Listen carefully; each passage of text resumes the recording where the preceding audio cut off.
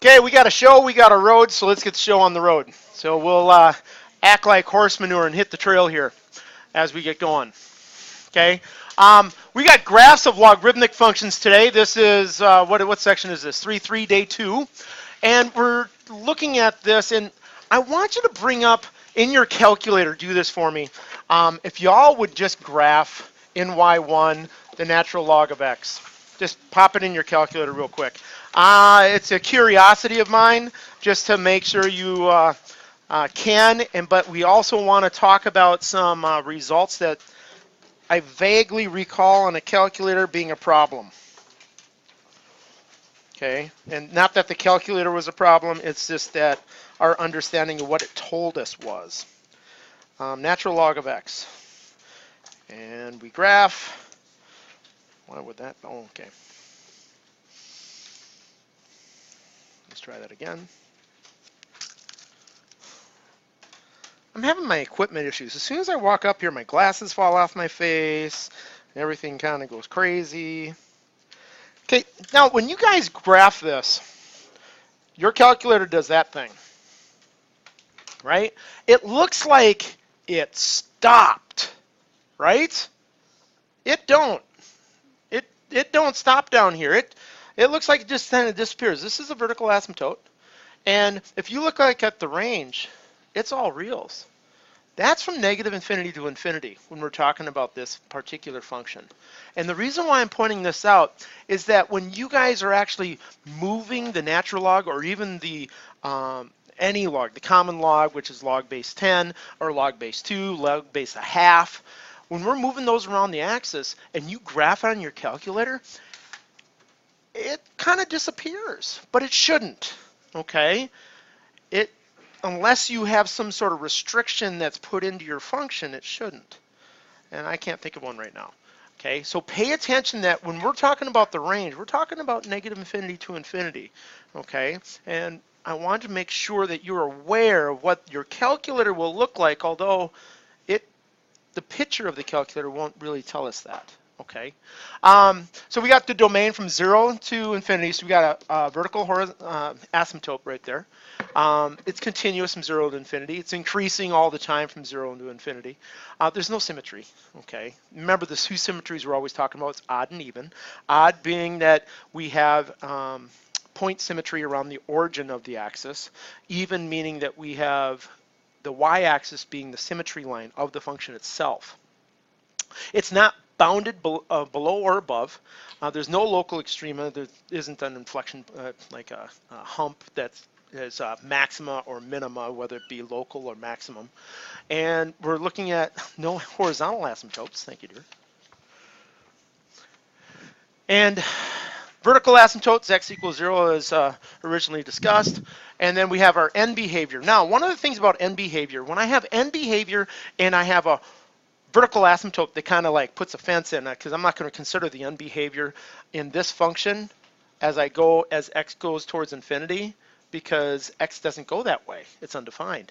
So we only know, we can talk about the behavior of the function at the asymptote as x approaches 0 on the right, okay, because it doesn't do anything on the left because it doesn't go beyond that.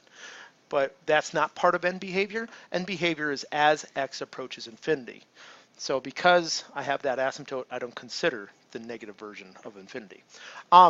So g of x is equal to log of base b of x with b greater than 1. It has the same domain, range, continuity, increasing behavior, lack of symmetry, and other general behaviors of the natural log of x. So if you're paying attention, even though I'm changing the base, all this stuff still holds. Okay. It is rare that we are interested in logarithmic functions, but when we are, we're talking about, g of x is the log with base b of x, with b being between 0 and 1 when we're talking about things less than 1 or between 0 and 1 when we're talking about those types of functions. They behave differently. So I already have the log of x in here. the natural log. Why don't you guys just kind of change that natural log to the log of x? Now I want you to actually compare that as a parent function. So put in the natural log. And do you guys know where your change of base button is on your calculator? I got to remember it because I really recall it. I think it's under math, and as you just arrow down, I think you got base change, log base. If you have it, it's in your math key. It's under math, okay, the key of math, and you arrow down until you get to A, and it is log, and they have base, like this, in the function. That's what you see, okay? Anybody not have this key? All right, so it's going to be important for the people who don't have it. The change of base stuff we'll do tomorrow is going to be a necessity. But for today, I'm just going to point it out to the folks that do for a second, and I apologize. I really, truly do. But you can make that change of base. So when you enter in there, and I want you to graph a change of base for me. So you're under math. You're going to arrow down to A. And I'm putting this in Y2. And in Y2, since they're talking about a change of base, I want you to see what happens if I put in a change of base. So we'll put in 1/10. We got the base 10. I'm going to put in 1/10. And people are like, well, what do you mean by 1/10? 1 divided by 10, okay, x. Okay, just to see what it does and what the 1/10 does to your graph, okay? So you're going to put in a change of base, 1 divided by 10. Okay, it'll totally take it and put in x, and then graph. And the first one we did in our function. This is our y2. My y1 went across as just the log of x. Okay, but when you see the other one come down, generally my log base 10 does this. The other one is going to come down, and it reflects. It's a reflection over the x-axis as I come around. So it's going to look like this. That's what the 1/10 did, okay? So it's an interesting result as we do this, but it happens like that if I go compare the log base 2 to log base 1/2, or log base 3 to log base 1/3, they will have the same reaction, okay? Just a little FYI. Now, with that said, and for those folks who know they have a change of base key and those who know they don't, because tomorrow is going to be more significant for you now. I just want to make sure that we understand the graphs of logarithms, just comparing them, the inverses. And remember, the inverses of the logarithms are exponential graphs. Okay, I've got the exponential, or e to the x on the left and log of e. I got y equals 10 to the x on the left and y equals log of x, and these are reflections over the y equal x line, and because they're reflections, I'm switching the values of the x. So I have x and y values here, so these x's and these y's, okay, they'd switch and become, if I put the x's there, the y values from here would go there, and the x values would go to the y for my reflection, because in a reflection, the rule is xy becomes yx. If you recall that from geometry, if it reflects something over the x equal y line, or the y equal x line, excuse me, okay, they flip-flop. Okay, so that's the information that we've got there. Now, we talked about the natural log, okay, and I can't believe I'm going back to the same page. Hey, we're here. Now, what I want you to see on this, when graphing logarithmic transformations, remember the general form. Now, this is kind of a typo on me. It should look like this kind of in the general form, okay, where this is my h, this is my k, and I'll talk about a, b, c, d in a second. That's the way I remember it. So it doesn't matter the textbook, but keep in mind every time you see a transformational graph, a vertex-oriented graph, h is always with your x value, your x changes, k is always with your y value, your y changes. Okay, so now we will look at it generally. This is my vertical stretch. Okay, this is my horizontal shift, this is my vertical shift.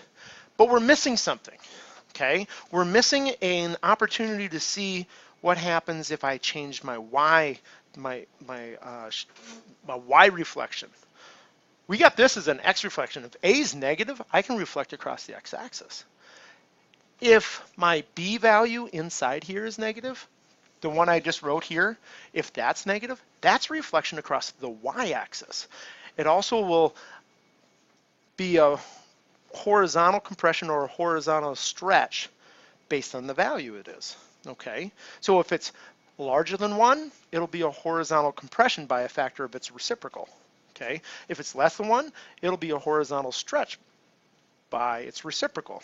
Okay, so we've got to keep that in mind when we're talking about this transformation of logarithmic graphs. Okay, so this first one, okay, pretty obvious, straight up. I'm just adding 2, and on the inside, I'm subtracting 2 to the left. Okay, that's what's happening with my transformation. In the second one here, I've gotten B. Every time you come across a function, and if it's not in this idea of A, your function, B, C, D form, okay, I need it to be there. Specifically, X needs to be the leading character. X needs to be the leading character inside the function when we're talking about it, and it needs to have a leading coefficient of 1. That means if it doesn't, we factor it out from the rest of the function inside, or the rest of the items inside there. So my example, when I'm looking at this one, and I can reorder, I got negative X plus 3, okay? Now, I do not have a leading term with X as 1. And the reason why I'm concerned with that, I want to be able to read this like this, and I'm just going to slide this over so I have more room. Negative 1, X minus 3. Now, what's that do for me? That tells me it's got a Y-axis reflection, and I'm going to move it 3 units to the right. Okay? Now, you didn't do a lot of this last year with the reflections inside. Okay? No, you didn't, or yeah, you did. No. Okay. So keep in mind as you're prepping this, the reason why I had you do the rewrite, because when we get the sine, cosine, and tangent second semester, I want you to be doing the reflections first. Okay? Because it's ugly if we don't. So make sure it's the order. We do the reflections, the negatives first, and then we do the vertical stretch, horizontal stretch and shrink, and then we'll do the X transformations, your Y transformations. Now, with that said, when I read this, I've got a Y-axis reflection. Oh, I actually did it there, but anyways, we get it here. And we got a Y-axis reflection, okay, and then a shift 3 units to the right when we go from the parent function to that graph. Okay, remember, it's always about how am I changing the parent function. So I look at that parent function natural log, and it's going to move as we listed. Now it's your turn. C, go for it. This one's pretty familiar. Along with D. C and D should be pretty familiar.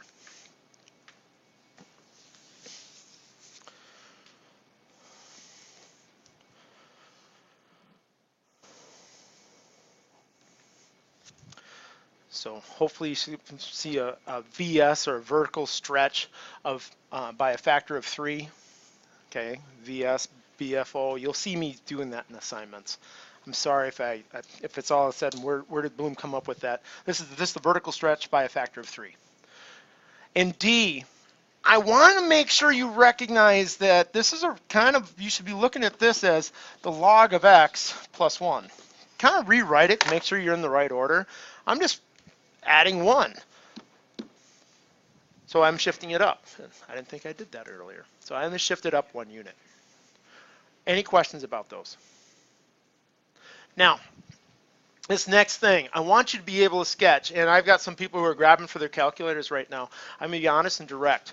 You have on the no calculator test graphing. No calculator. Okay? I promise. It'll happen. It's not a maybe. When you set it up, you want to make sure you set up points that are easy to graph. So we're going to practice this a couple times. And as we go through this first example if you got follow-up questions or anything, but remember, I'm going to set it up so it's easiest to graph. So I'm going to talk about the parent function first, just so that before we get going, you see what I'm going to do. The parent function of this function that we're supposed to graph, I'm going to call it p of x, p for parent, okay, is the log base 3 of x, okay? Now, let's talk about parent function first. I'm not going to worry about finding the asymptote, y-intercept and stuff in the question because of the parent function. I want to graph the parent function, or at least make the points to graph the parent function so it's easier to see what I'm going to do with the next one. So I've got x and y. And I'm sure you guys have seen these graphs done certain ways before. But let's talk about this. This is a log base 3, okay? I'm going to put in numbers to make my life easy. Powers of 3, negative and positive ones. I'm thinking right now I'm going to put in 1/9 for x. I'm going to put in 1/3 for x. Okay? I'm going to put in 1. I'm going to put in 3, and I'm going to put in 9. These are points on my graph. And I got some people, what the heck? How did you just decide on those? In powers of 3, how do you relate 1/9? Isn't it -2? That's returning my power. That's what my p of x is, my y. That's -2. 1/3 is -1. 1 is 0. 3 is 1, and 9 is 2. I just quickly generated points that I can put on my graph, so I have an idea of what my parent function will do. Okay? Are you okay that I'm doing powers of 3? Specifically put in as x in my logarithmic function to come out with the exponents. Now, I'm going to get those graphed. Hey, look, I've already got them graphed. That's how I decided to come up with this graph. Okay, I'm very specific. I know what I'm doing with it. Okay, and I know I got my y-intercept at 1, 0. Okay, are you all right with the parent function? Now, based on the parent function findings, I'm going to do the same thing, except it's not going to be the same numbers because I've got that x plus 4 in there. But I'm looking for values to make this argument inside powers of 3. I'm looking to make it 1, I'm looking to make it 3, I'm looking to make it 9, and I'm going to do those versus the fractional ones. Okay, does that make sense? Because the fractional ones, unless it's the parent function, are tougher. And after I determine the value inside, I then evaluate with the other stuff outside. So let's talk about that. So I've got my parent function, and maybe perhaps what I should have done, my parent function, is made that all blue, because that's what I did with my parent function.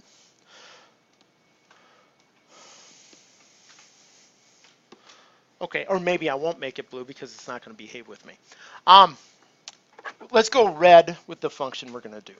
Okay, so I got my x, I got my y, and depending on what's going on, you'll see different people using the exponents ideas. But I want you to keep in mind what the log does. It's got a return of the power, whatever that is inside, to that base. So I'm still looking at base 3, okay?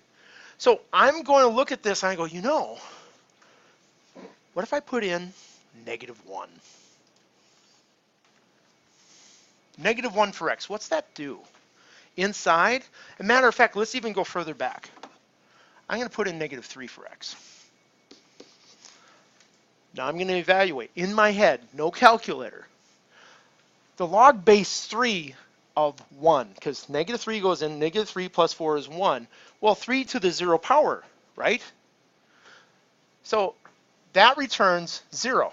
What's 0 times -2? I got my y-intercept, right? Or my x-intercept, excuse me, lied. Okay, now I'm going to put in -1. -1 goes in, I get 3. -1 goes in, I get 3. What's 3 to the first power? What's 1 times -2? You okay with what I'm doing? Yes or no? Put -1 in for x. It's 3. It's base 3. Log of base 3 of the value 3 gives you an exponent of 1. So now I've got the exponent of 1 times -2. That's how I'm evaluating it. It's all about the exponent. I'm putting it, I put in -1. What's the next one? That's a power of 3. I've got 1, I've got 3. 1, 3. What's the next one? Is it 9 or 6? You okay with 9?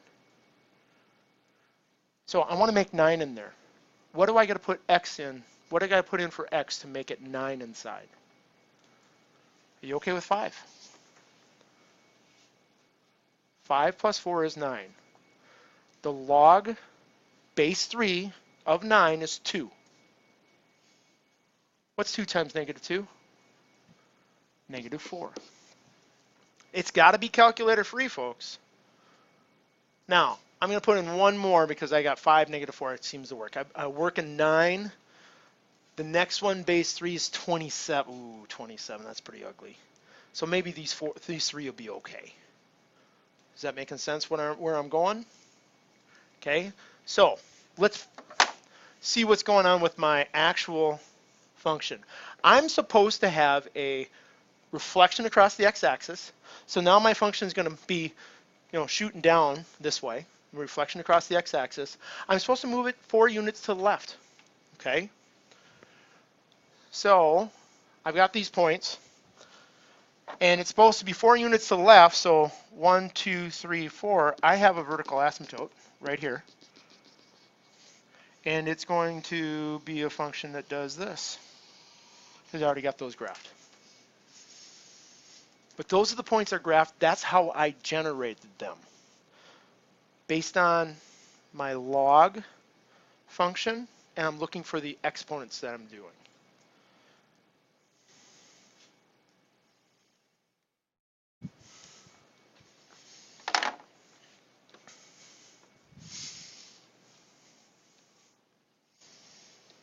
Nothing is working fast today.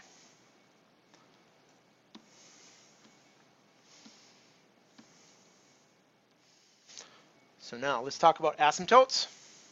I got an asymptote sitting along here at x equal -4. Okay, my y-intercept is crossing the axis right here. Okay, so if I'm going to find my y-intercept, it's where this is equal to 0. So I've got 0 is equal to -2 log base 3 of x plus 4. All right, it's where y is 0. It's my y-intercept, excuse me. My x is 0. What do I know? F is 0. -2 log of 3, 0 plus 4. You okay with what I did so far? Grab my calculator. I can't do this unless I'm using a calculator if I wanted that, because 4 is not a pretty number. It's not a power of 3. Okay? This ends up being, what, -2.5 something? I'm stepping through. So I've got this going on, and then it's going to be 0. And I'm going to rely on your calculators that you guys have it. But it's like 2.56 something. My domain, it goes from -4 to infinity. My range goes from -infinity to infinity. And my end behavior, I'm only concerned about one end behavior, and it's as x approaches infinity. What's happening? And it is going to -infinity on my graph.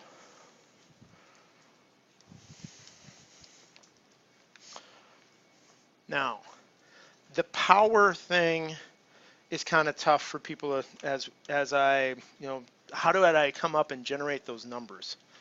I'm just doing factors that are powers of 3 in this case, right?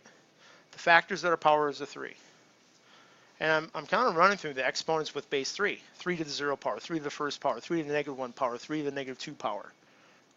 and I'm popping them in my function, okay, to make it work. Questions regarding graphing this? Yes, you're expected to do it calculator free. Okay. Now, same idea on this one. This one's parent function is base 1/2. So let's talk about that. If I'm looking at the parent function here, p of x, log base of 1/2 x. Okay. Now, keep in mind the powers of a half. 1/2 to the first power is 1/2. 1/2 to the 0 power is 1. 1/2 to the second power is 1/4. 1/2 to the negative 1 power is 2. 1/2 to the negative 2 power is 4. 1/2 to the negative 3 power is 8. Okay, so you have to be familiar with your exponents and your powers, and that's what I'm thinking about when I'm popping this in. And I'm talking about my x values and my y values. Remember, my x values are the values I just popped off. The y values are my exponents. So if I want a y value exponents 2, negative 1, 0, 1, 2, okay, I got a half, okay. Well, these are my y's. And able to get this from my parent function, I'm talking about 1/2 raised to the negative 2 power, which is 4. 1/2 raised to the negative 1 power, which is 2. 1/2 raised to the 0 power, which is 1. And that's a half, and this is a fourth. That's my parent function. Okay, got my parent function there, and it should go down like this when I'm working with my parent function. So go ahead and get those things graphed so you have that look, but this is about the parent function. It's not about the function we're asked to graph. I just want you to make sure that you have practice manipulating the powers.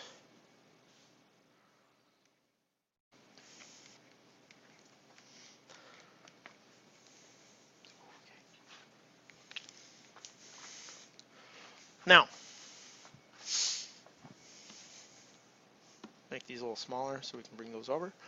I've got my parent function going on here, but let's talk about looking at the graph compared to my parent function, okay? Because it's between 0 and 1, it's constantly decreasing, okay, as it goes along. Because it's between 0 and 1, my base. That's what will happen with my graph. It'll scoop down between 0 and 1 for my base. Now, this function is kind of funky inside here because x doesn't have a leading term of positive 1, so I have to manipulate it a little bit. So let's do some manipulation. I'm looking at this. I've got 3 log to the 1/2 base power. I got negative x plus 4 plus 1. I'm going to factor out a negative.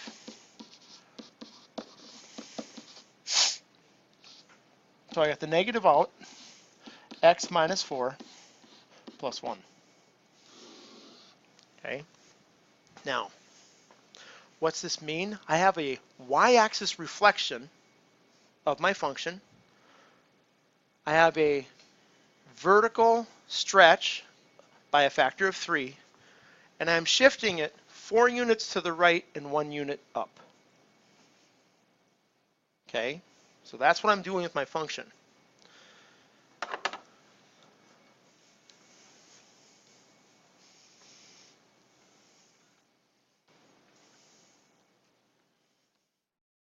Let's get this stuff up out of the way. It's amazing I didn't have that stuff come with it. And we'll talk about graphing the function itself. So that's all our parent function. Let's look at the function itself as we're looking at what's going to happen with the graph. So I've got my graph. I've got x, and I got my y. For my function, I'm going to put it in red.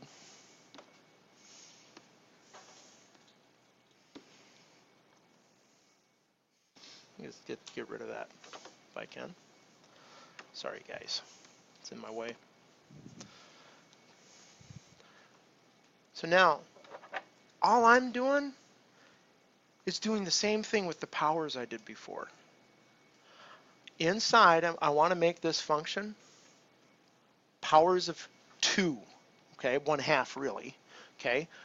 If I put -3 in for x, or +3, excuse me, in for x, if I do +3, this function will become 1 inside.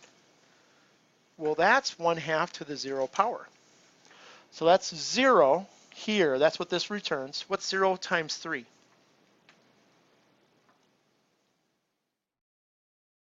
You okay that I got 0 there? Yes or no? I've got some stares. This always makes me a little nervous.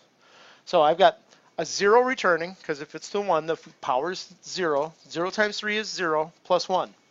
So 1 is one of my values. The next power that I get to deal with. Okay. On this one, I can even have x is 0, right? But let's go to 2. Okay, because 4 minus 2 is 2 itself. Well, what's the power of 1/2 if the answer is 2? What power do I put with 1/2 if my answer will be 2? Are you okay with -1?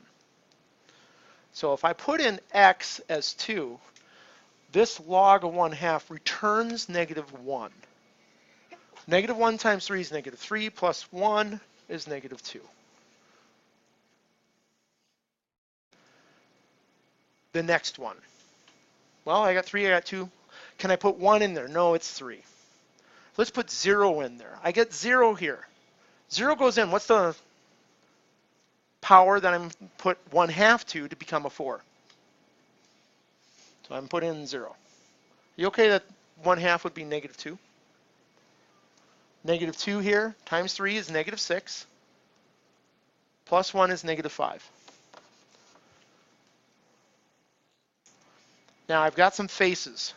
Articulation on how I'm doing the steps. I am not using a calculator, and this is just me doing order of operations. The big key is I have to be working with powers of 1/2 because I'm dealing with the exponent. Okay, -1, -2. -1 becomes a 5, -2 becomes a 6, -3 becomes a 7. But if I put in -4, that has 8 inside.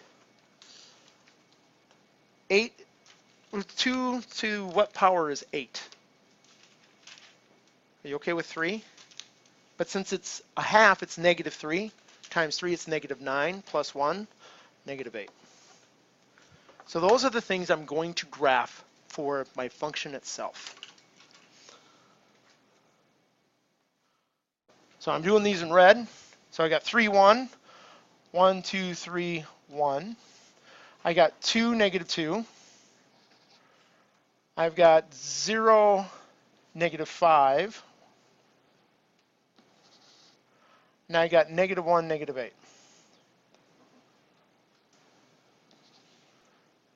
Which makes me kind of question where I'm going with that. My -1 goes in. Oh, it shouldn't have been -1, should have been 1, 8. Let's double check that. 3, 2, 0, 8. That should have been 4. Yeah, it was 4. Sorry. I misread that. I wrote it wrong, poorly. Oh, it's 4, 8. 4, -8. 1, 2, 3, 4, and down here at -8. 1, 2, 3, 4, 5, 6, 7, 8. So we're talking about a function whose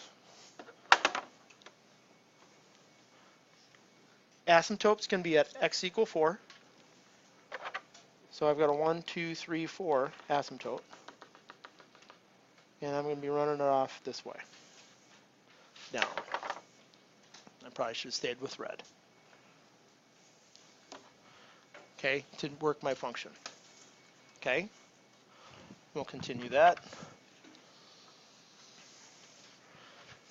through. And it makes sense because it was reflection across the y-axis, which would be this way, and then it slid it back, and it was a vertical stretch as I'm looking at it. And I can check it with a calculator, but it should be something that we can do without a calculator. It's all about doing the powers of the base to help you do the graphing. And let's get the rest of it. I got my y-intercept at 0, -5. I got my asymptote x equal 4, my domain, -infinity to 4. Okay, range, -infinity to infinity. Please notice what the range is when I'm working with my logarithmic functions or natural log or of any base. And then my last thing, I have that as I approach -infinity, my function approaches -infinity. As x approaches -infinity, my function goes to -infinity. And I don't worry about the positive value of infinity because I have that asymptote that cuts it off. I'll bring this up, group those, and get that out of the way so you guys can see that.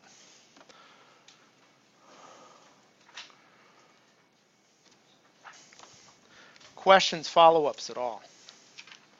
Okay, last 3 things on this.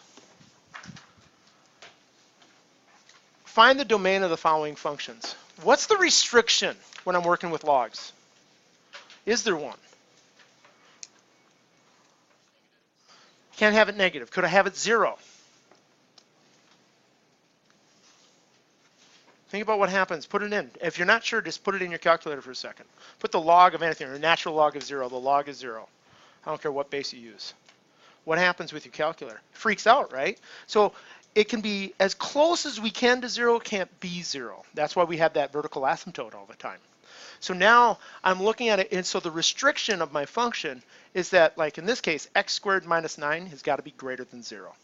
Okay, so I can do a couple things. I can harken back to sign charts, or I can actually look at what happens with x squared minus 9. Because I'm really interested in graphing that function, x squared minus 9. So we're going to graph this function. And I'm going to do it real quick. Remember, this is x minus 3, x plus 3 as I factor it. So I have my x-intercepts of -3 and 3.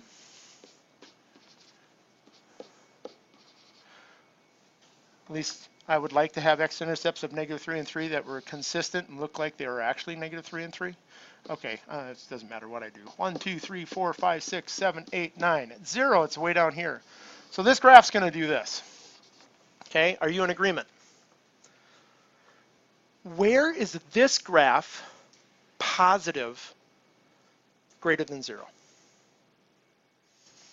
Do you see that this graph is positive greater than 0 between -infinity and -3 and 3 and infinity? That's my domain restriction on that function. Okay? That's the only restriction I have because this won't work between -3 and 3 because it'll be 0 or negative. Okay? So, with that said, I want you considering this next one. So I make that a little smaller so I can get my answer in here. What's the restriction in my next graph?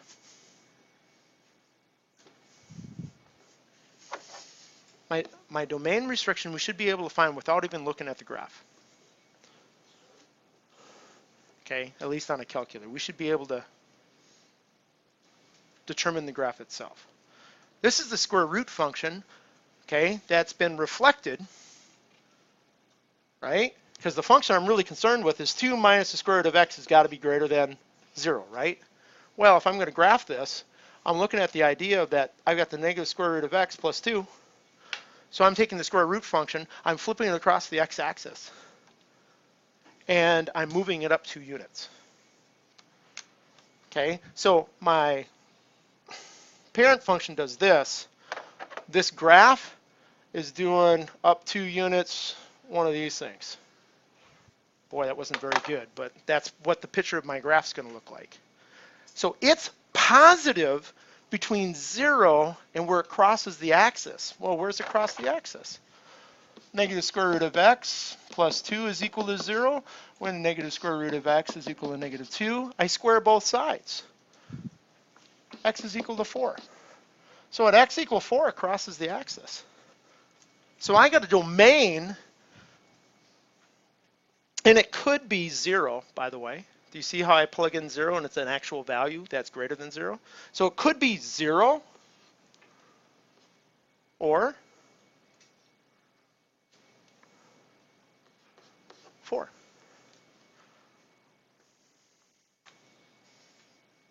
So that's my domain here, and this is my domain here.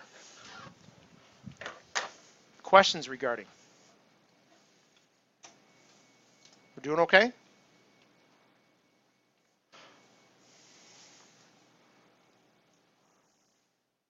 Now, this last two talk about decibels and lumens, both of which are logarithmic calculation scales. Okay, so listed here in this table is sorted sounds. Notice that jet takeoff is 100 trillion times as loud as a soft whisper. Okay, because the range of audible sound intensities is so great, common logarithms, power of 10, are used to compare how loud sounds are. So we have these intensities, and we have hearing threshold, soft whisper, city traffic, subway train, pain threshold, jet takeoff. Okay, with pain threshold being at 1 decibel. Okay. Now, sound intensity is energy per unit of a sound wave. Oh, geez, I shouldn't say per decibel. That's intensity of W over M squared. And is measured in the watts per square meter, and that's where that W over M squared is, watts per square meter. Now, Bell is for Bell. The original unit of sound intensity level was Bell, capital B, which proved to be inconveniently large, so the decibel, 1/10 of a bell, has replaced it. The bell was named in honor of Scottish-born American Alexander Graham Bell, inventor of the telephone. So here's the basic. And by the way, I really hate that this book has slanted fraction, that's an I, fraction bars. So I naught is 10 to the negative 12th power. Okay?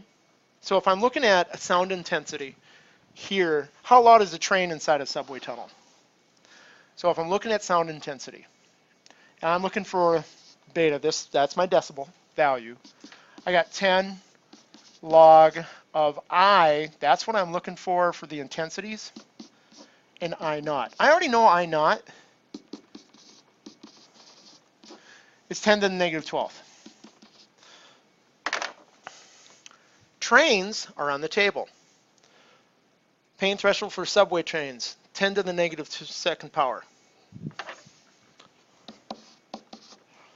Okay, now I can evaluate this.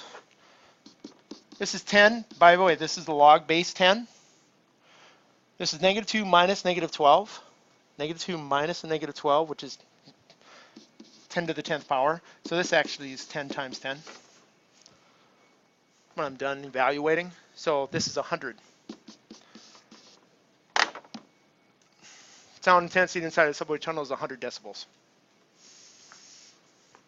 Where did I get my numbers? 10 to the negative 12th is in the actual equations. That's I naught. And that is the intensity of a whisper. And then I looked up on the table the subway train value.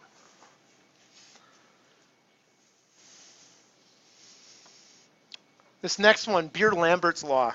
A friend of mine works for the Minnesota Minneapolis water group, and they test these things, but more specifically, if I was going to be in forestry or conservation or DNR, they take a disc and they lower the disc, it's a white disc, it's about this big, into the water, and then they list how long or how far it goes into the water to see how clear the water is. And that's specifically important for the type of fish that live in the lake. Okay, so they have this calculator permitted on this. Beer-Lambert law is an absorption, gives light intensities, I and lumens, in water depth for depth of x feet. And it's modeled by this equation. So I'm just using this equation. That's it. You're modeling it by this equation. Now, what is the intensity of light at the depth of 30? This first one, this equation pops in, that's feet. So I pop 30 right in. And I'm on my way and using my calculator on this one. So I have the log of I over 12, and I popped that value into my calculator. I did some work beforehand so I wouldn't slow you guys down. I've got to bring that with me though, right? Not to slow you down, it's got to bring it with me. So I've got it in my calculator as negative 0.0705. Okay. Now, remember the powers that the things we did yesterday?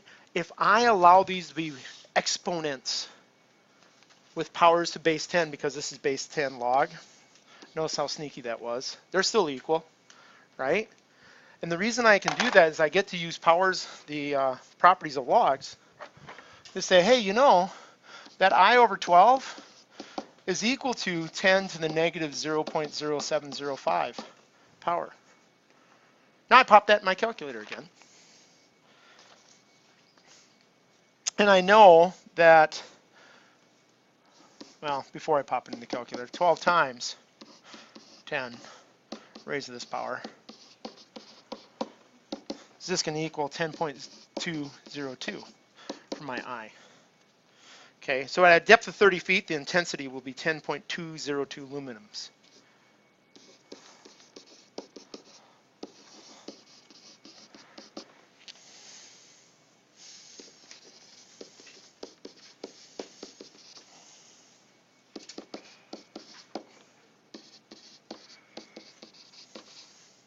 Now, they ask, hey, what happens at a depth of intensity for 5 luminums? They want to know what happens if I get to 5 lumens, not luminums, but lumens. Okay, so if I'm looking at that, my intensity is I, so I got 5 divided by 12 is equal to negative 0.00235, and they want me to find depth. So again, I have to have my calculator for this. So I divide by my log of 5 to the 12th, divided by 0.00235 to get my x. And I pop this in my calculator again. Okay, it should come out to be 161 feet. So 161.792 feet will have 5 lumens of light intensity. Folks, please, if you have questions about the log graphing, please ask. I promise it's there on the no calculator part of the test already.